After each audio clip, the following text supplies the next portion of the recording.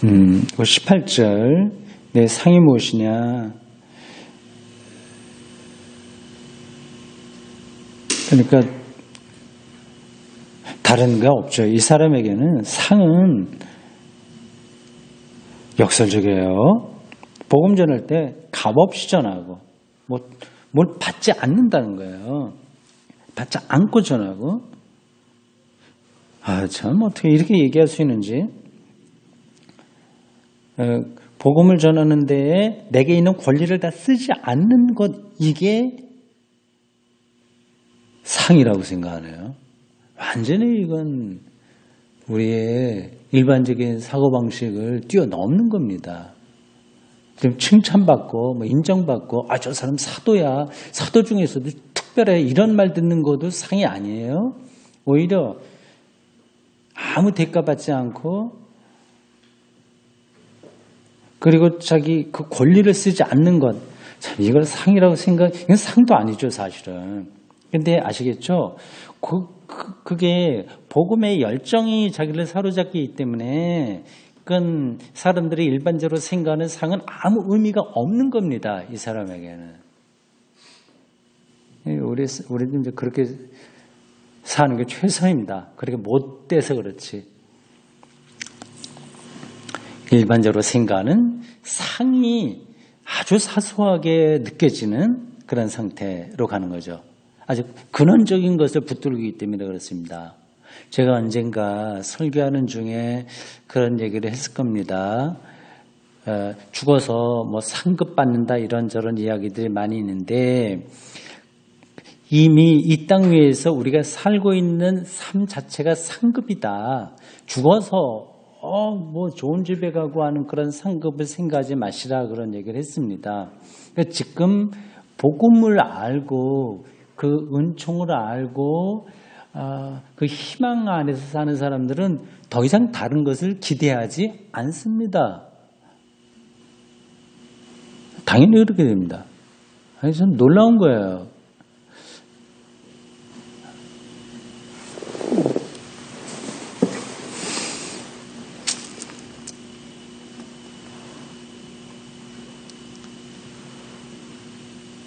자, 19절부터는 다시 자유에 대한 이야기가 나옵니다. 자유하지만 아까 지난 8장에서 본 것처럼요. 자기는 나는 고기 먹을 자유가 있다. 그러나 믿음이 약한 사람들을 위해서 내가 먹지 않겠다. 그런 정도까지 얘기한 자유예요. 방종의 자유가 아니라 아주 자기를 쳐서 복종시키는 자유. 참 놀랐습니다. 역설적인데, 이게 이제 우리가 죽었다 깨도 여기까지 가기는 참 힘들어요. 근데 가야죠, 그게 최선이기 때문에. 근데 요 바울의 영적인 경지 말고 우리가 다른 식으로 사는 것도 하나의 인생이긴 한데, 그거는 늘 거기서 거기입니다. 다람쥐 쳇바퀴 도는 거와 비슷합니다. 조금 칭찬받고 조금 편하게 사는 것, 그 정도입니다. 근원적인 것에 들어가지 않으면 사람들의 삶이라고 하는 게 차이가 없어요. 별거 없습니다. 그러니 우리가 바울의 가르침을 따라서 이제 가야 되는 거죠. 자유에 대한 이야기를 19절부터 쭉 얘기합니다. 유대인처럼, 내가 유대인들처럼 율법이 있는 게 아닌데, 근데 그러나 이제 유대인들을 얻으려고 내가 율법 아래 있다, 등등등등, 쭉 그런 얘기를 합니다.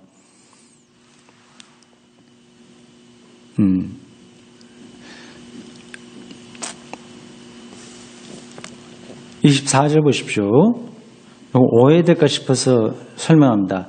운동장에서 다름질하는 자들이 따딸릴지라도 등등 그 얘기요. 상 받는 자 한 사람이다. 이 얘기를 내가 다른 사람보다 빨리 가서 상 받아야지 이렇게 생각하시면 안 됩니다.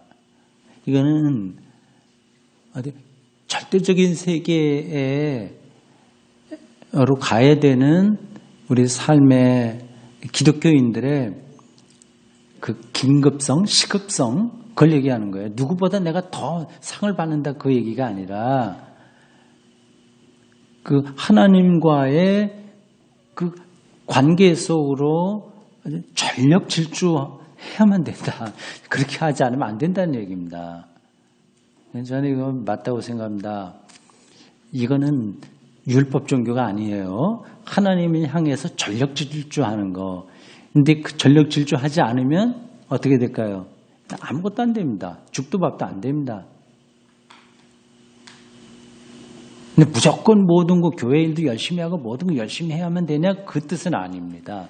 그거는 이제 하나님과의 관계가 깊어진 사람이 자발적으로 그거는 율법, 교회 생활도 율법이니까 그렇게 자기가 거기에 참여하는 것이고 이거 자체가 하나님을 향한 전력 질주는 아닙니다.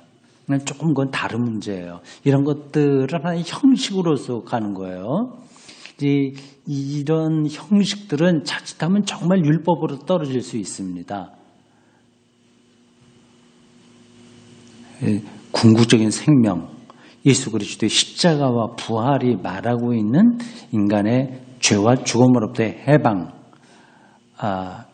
그래서 다른 것들을 이렇게 배설물처럼 여길 줄 아는 우리가 앞서 찬송가 불렀을 때 나온 내용처럼 세상 헛된 욕심이 헛된 건 줄로 아는 그러한 영적인 긴장감, 그게 이제 전력 질주하는 거죠.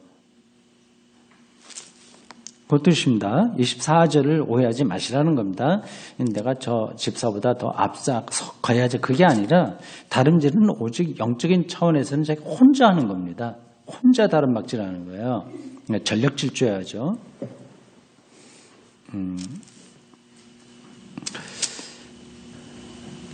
23절 앞에서 한번 얘기했습니다만 중요해서 한 번 더 얘기합니다.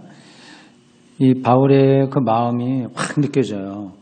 앞에서 좀 감정적으로 격해서 어떤 얘기를 반복해서 좀 지루하게 끌고 가는 흔적이 있으나 그렇게 하더라도 오늘 이러한 구절들 23절 아까 27절도 봤는데 이런 것들을 보면 이 바울의 이 근본 이 기본 영성이 어떤지를 잘 알 수 있습니다.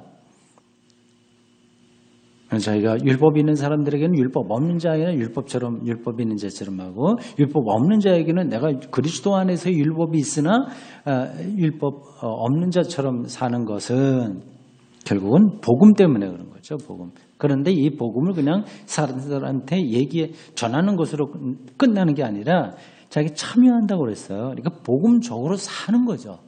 복음적으로 사는 것. 그러니까 목사가 자기가 설교한 대로 살면 됩니다. 기독교인들은 자기가 하는 기도대로 자기의 찬송을 하고 예배 드리는 대로 살면 되는 거예요. 그게 참여하는 겁니다. 이게 힘들지만 억지로 해야지가 아니라 뭐 공부는 좀 억지로 해야 될 필요가 있긴 있으나 그 복음의 기쁨을 아는 사람이라고 한다면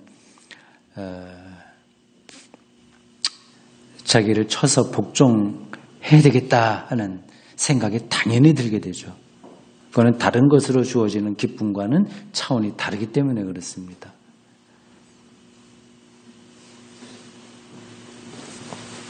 오늘 9장이 참 좋았습니다. 여러분들 집에 가서 다시 읽어보시기 바랍니다.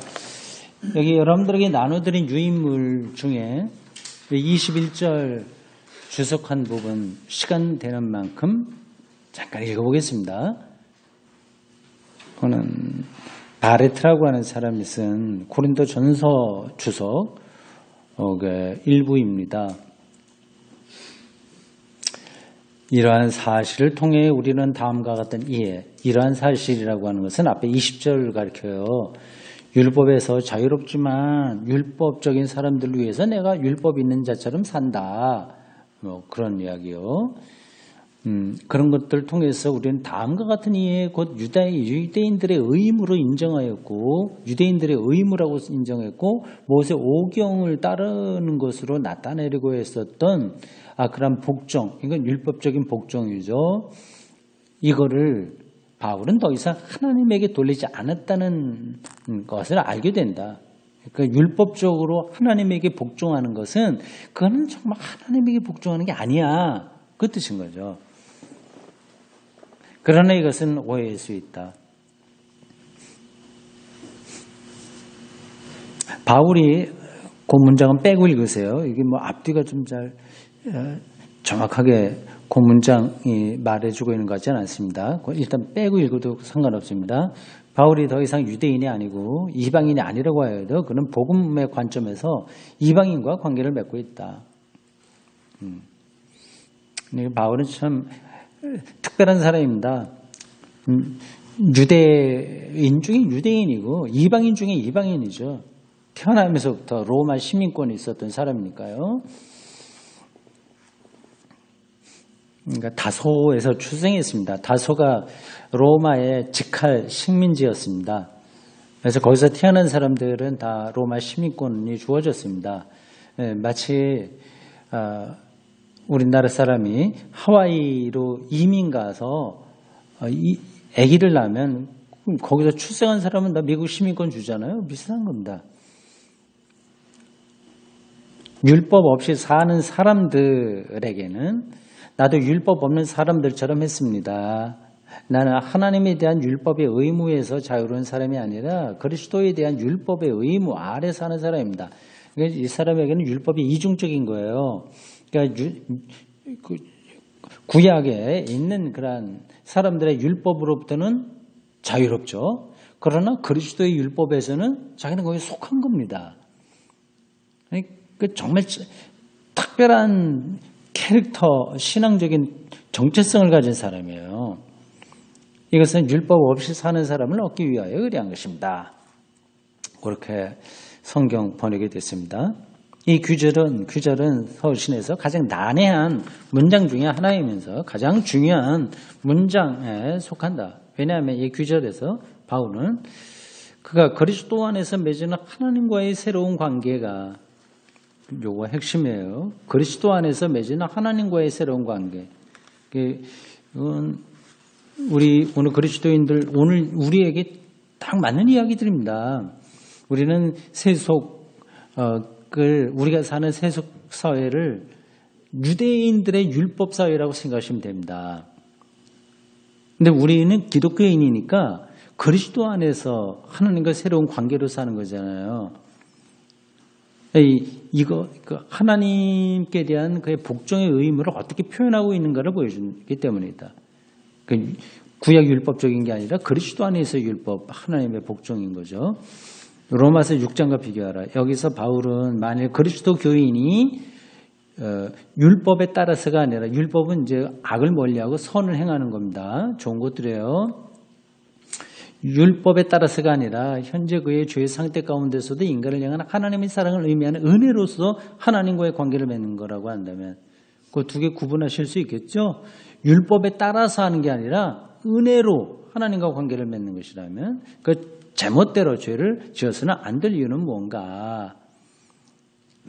그러니까 율법에서 자유롭거나 그런 은혜로서 하나님과 관계를 맺고 있는 것이라면 뭐 그냥 마음대로 살아도 되는 거 아니냐 하는 거 반론이 가능한데 다시 말하면 그리스도 교인이 착한 사람이 되기 위해서 수고해야 될 이유는 무엇인가? 라는 질문에 답변한다. 그 21절이 이제 그런 깊은 의미를 담고 있다고 하는 겁니다. 그러니까 율법으로부터 자유로우나 대답은 당연한 거죠. 그리스도 안에서 자기는 다시 율법적인 사람이 되는 겁니다. 그러니까 쉽게 얘기해서 근데 착하게 살아야 되라고 하는 그 법 자체에 묶여 있는 게 아니라 하나님에게 탕자가 돌아왔을 때 아버지가 잔치를 베풀어 주듯이 그 사랑과 은혜가 너무 크기 때문에 그냥 아버지 뜻대로 사는 거죠. 그러니까 아버지 뜻대로 살아야 된다는 강요로가 아니라 은혜와 사랑 때문에 아버지 뜻대로 사는 겁니다. 앞 규절에서 바울은 이 어떤 상황에서도 율법 아래에 있는 것처럼 행동하였다고 말하는 것과 마찬가지로 여기서도 그는 어떤 상황에서는 율법 밖에 있는 것처럼 행동한다고 말한다. 거기서는 자기 삶이 율법적으로 결정된 것이 아님을 뜻하는 것과 마찬가지로 여기서도 율법 밖에 있지 않음을 뜻한다. 도대체 뭐 어떤 거야? 율법 안에 있는 것도 아니고 밖에 있는 것도 아니고 그럼 도대체 어떻게 살아야 되나 복잡하네 생각하시죠? 그러면 요즘은 제 설교가 좀 그렇지 않은지 모르지만 옛날에 그런 얘기 많이 들었습니다. 아니 그래 뭐 그래서 어떻게 살란 말이냐 이런 얘기를 많이 들었어요. 그건 자기가 해야지 어떻게 내가 합니까? 그러니까 율법적으로 어떻게 해야 되느냐 아니면 뭐 그거 없이 사느냐 그게 문제가 아니라 자기가 하나님의 은혜를 은혜로 경험했냐 하는 것을 제가 말하려고 하는 거였거든요. 그럼 이제 그 사람은 어떤 때는 율법 있는 사람처럼 보이고 어떤 때는 율법 없는 사람처럼 보일 수가 있습니다. 그러나 그 중심에 자기를 끌어가는 힘은 뭐예요? 하나님의 은혜입니다.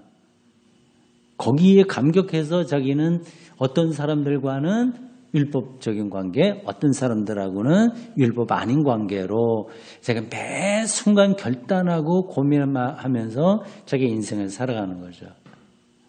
이렇게 되려면 이제 성숙해야 되겠죠. 그러니까 단순히 지성적으로 성숙한 게 아니라 하나님과의 관계의 그 은혜를 이해할 수 있는 영적인 성숙성. 이게 필요합니다.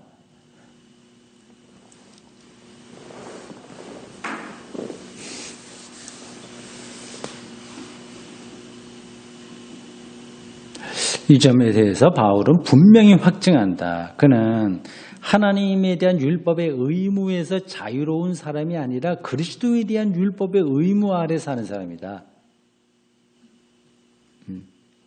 율법을 안 하는 자유가 중요한 게 아니라 거기에 포커스가 있는 게 아니라 그리스도에 대한 율법의 의무 이게 포커스가 있는 거죠. 이 그리스도 엔 노모스 크리스투라고 하는 것 그리스도 안에 그리스도 엔 노모스라고 하는 것은 노모스는 율법이라는 뜻이에요. 엔 그 율법 안에예요. 그리스도의 율법 안에라는 뜻입니다. 엔 노모스 크리스토라고 하는 헬라어요. 이 그리스어 문구들에 대한 정확한 해석에 대해서는 논의의 여지가 있다.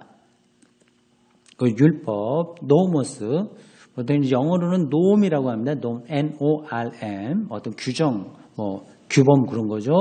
그런 것과 관련하여 속격은 그 헬라어에 그 격이 있어요. 1격, 2격, 3격, 4격. 그래서 뭐뭐에게 속한다고 하는 걸 표현할 때 격입니다. 그 언어라고 하는 게 각각 나라마다 그렇게 다 구조가 달라요. 라틴어 이런 데는 동사 안에 이미 주어가 다 들어가 있어요. 예를 들자면 그런 겁니다. 여기 헬라어에는 그 속격이라고 하는 특별한 변화가 있습니다. 근데 여기 강조함으로써 하나님의 율법에 예속되지 않은 그리스도의 법에 대한 의무가 있는 이라고 번역할 수 있다. 저는 이런 것 생각하려면 골치 아프죠. 근데 이게 있습니다. 이 기독교 복음에 어떤 아주 가느다란 선, 그러니까 율법도 아니고 무율법도 아니나 그리스도 안에 있는 율법으로 사는 삶. 이거예요.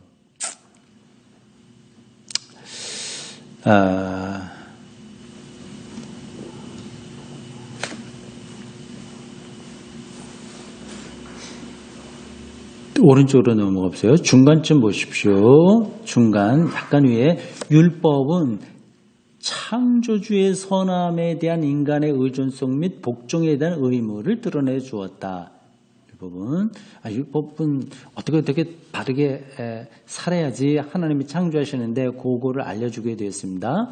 이 좋은 선물이 그래서 율법은 늘 반복해서 얘기하지만 좋은 거예요. 이 좋은 선물이 죄에 사로잡힌 바 되고 악용됨으로 생명의 도구가 아니라 죽음의 도구가 되었다.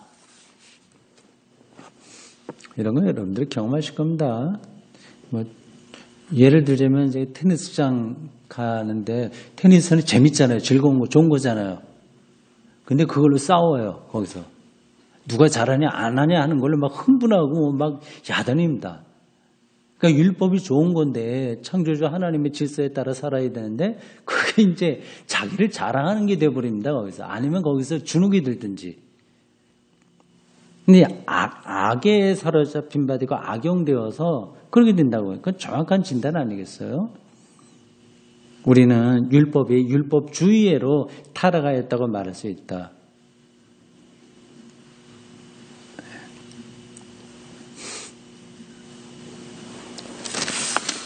나머지 여러분들 집에서 읽어보십시오. 여기까지 하겠어요.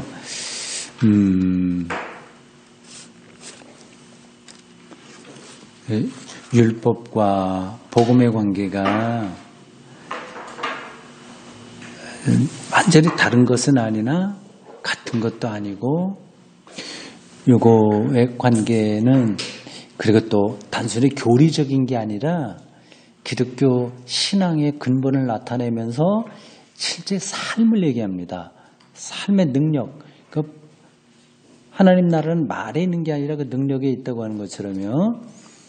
제가 설교할 때도 그렇고 성경 공부할 때도 그 부분을 강조하는데 교리적으로 설명할 수밖에 없어요. 사실은 창조와 종말과 칭의와 성례전과 더불어서 모든 그런 것들이요. 교회와 등등. 근데 그런 것은 단순히 사변적인 교리가 아니라 실제 삶의 능력에 속한 겁니다. 그러니까 복음과 율법의 관계, 율법적인 삶이 있는데 우리는 그 율법을 폐기하지는 않으나 복음 안에 담고 있어요. 그러니까 복음이 더 큰 거죠. 거기까지만 얘기할 수밖에 없네요. 여러분들이 나중에 조금씩 이런 쪽으로 생각하시다 보면 더 환하게 들어오게 될 겁니다. 조금 더 전문적으로 공부하고 싶으면 다른 책을 봐야 됩니다. 칼바르트의 복음과 율법이라고 하는 아티클도 있고 해요. 기도하겠습니다. 주님, 오늘 저희들 2000년 전 사도 바울이 자기를 비판하는 사람들 앞에서 아주 격정적으로 토로한 고린도전서 9장을 같이 읽었습니다. 이 복음에 완전히 사로잡힌 사람, 그러나 그 복음적인 삶이 무엇인지를 율법과의 관계에서 아주 논리적으로 깊이 있게 풀어냈던 사람, 바울의 글을 오늘 우리가 이렇게 시간을 훌쩍 뛰어넘어 2000년 뒤에 읽고 하나님의 말씀으로 받을 수 있다니 얼마나 놀랍고 신비롭고 감사한지 모르겠습니다.